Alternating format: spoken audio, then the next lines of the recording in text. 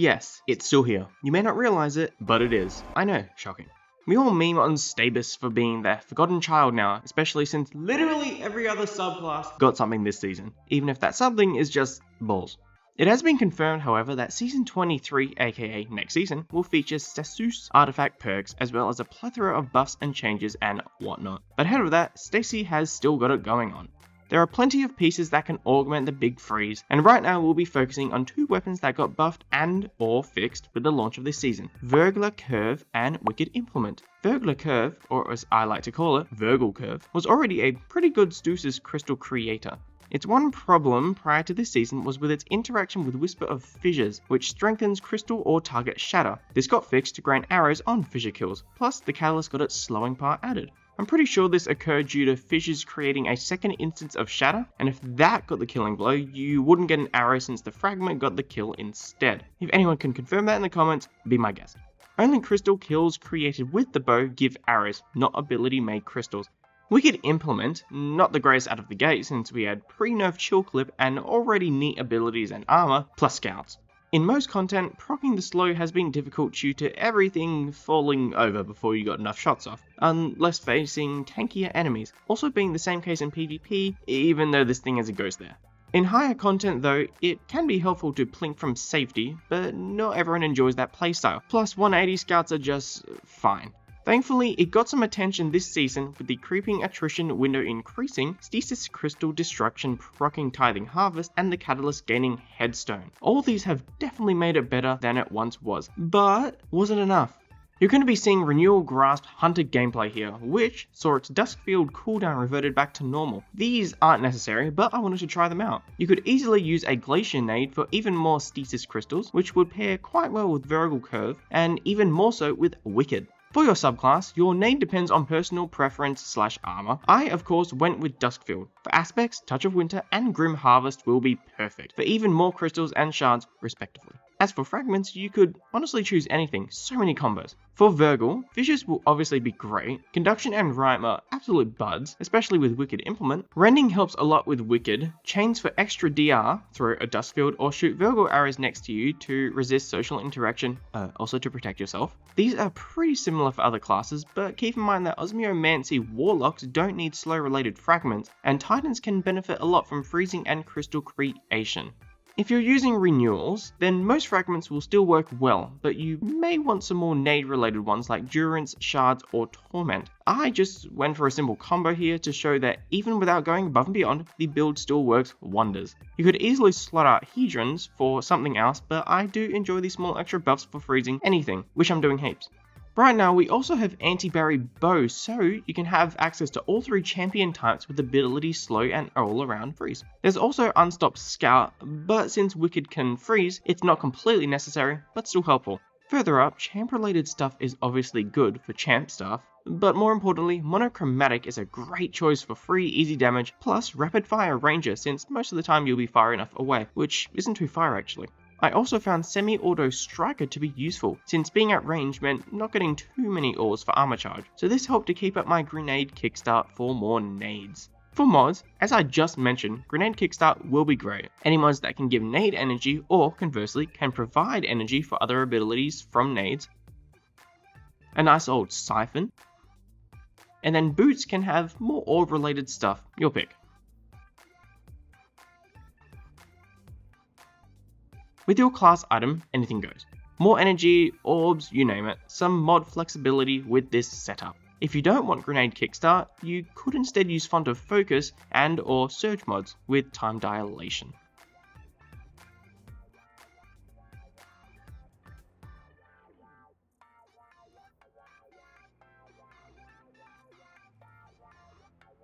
So, Verglas Curve. I actually had a pretty great time in the Heist Europa GM. Was able to get barrage stacks quite often from trash mobs and yeet them into groups. I could easily crowd control and do single target damage, like keeping champs at bay. Most of the time though, you'd still want to switch to a heavy for the majority damage since plink plonking with arrows do be time consuming.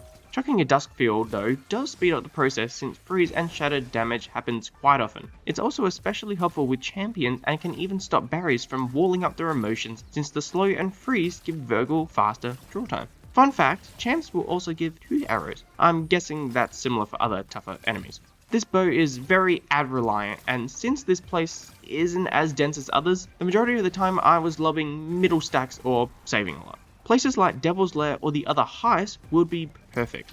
Honestly didn't know what to expect from this setup since I haven't used Stasis since Strand. It was very effective, worked quite well on its own, and synergistically with subclass stuff. Definitely a nice change of pace from the Quicksilver, Forb, and Commem train. Renewals aren't that necessary since they just help with damage reduction, which isn't too much, so it's better to yeet your Duskfield at a group, unless you want to focus something and need some easy DR. Give it a go.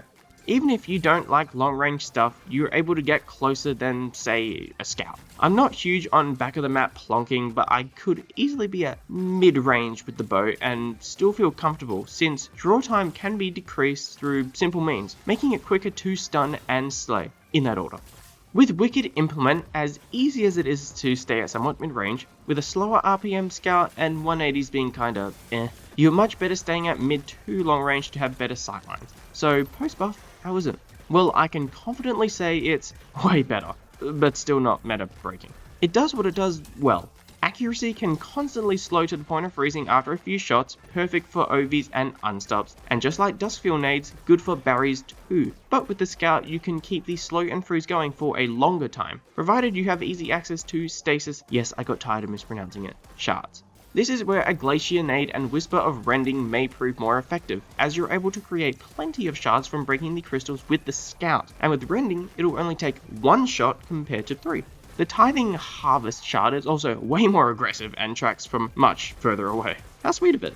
Having Headstone on this thing also complements it very nicely. You can create a good chain of refunding ammo as long as you got crystals in your sights. Indefinite shooting until you run out of shards. Just make sure you're using Whisper of Conduction for shards to track. While below max mag, you'll have your mag fully refunded, but at max, you'll only get 5 extra, to a max of 30. I've gotten 32 at one point. If you create a crystal through Grim Harvest and proc Tithing Harvest, you'll get a standard shard and the aggressive shard. Note that even if it looks like you get a presaged kill on something, you may not get a crystal from Headstone since Shadow got the kill.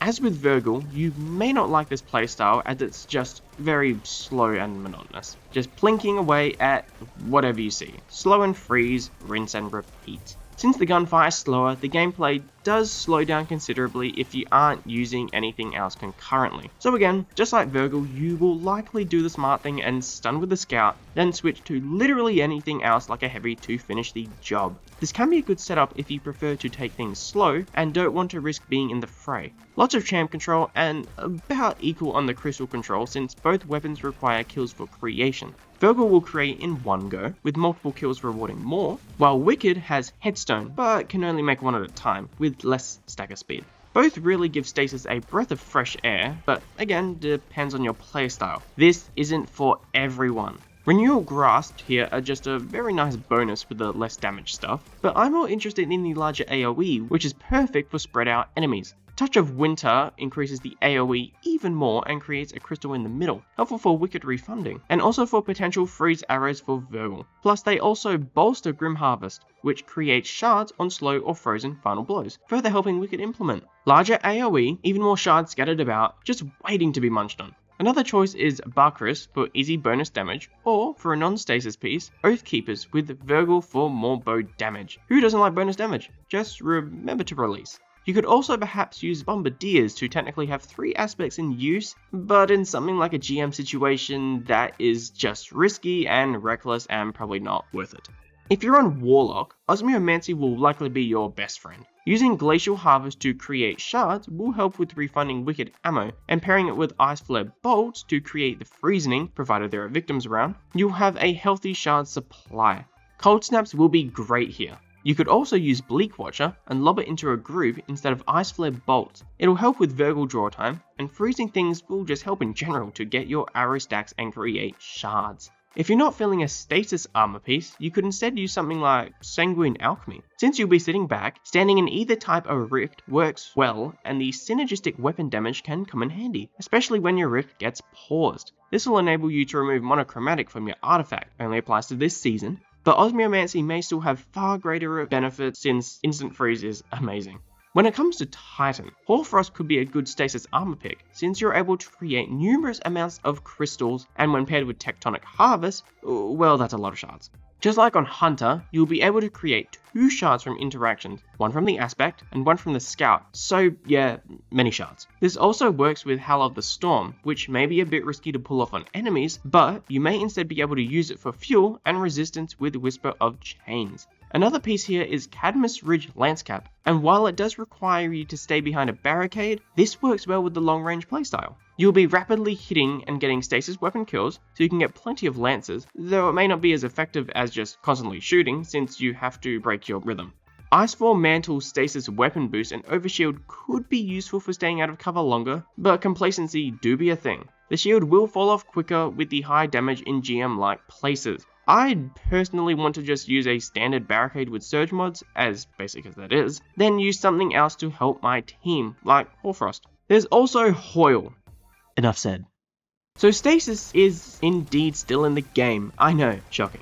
The buff Verglas curve and Wicked Implement do make the subclass more expansive, not by much, it's still just frozen crystals, but it's something. There are other picks like the Nutty Agha's Scepter and Conditional Finale, but we're talking about 2 buffed primaries.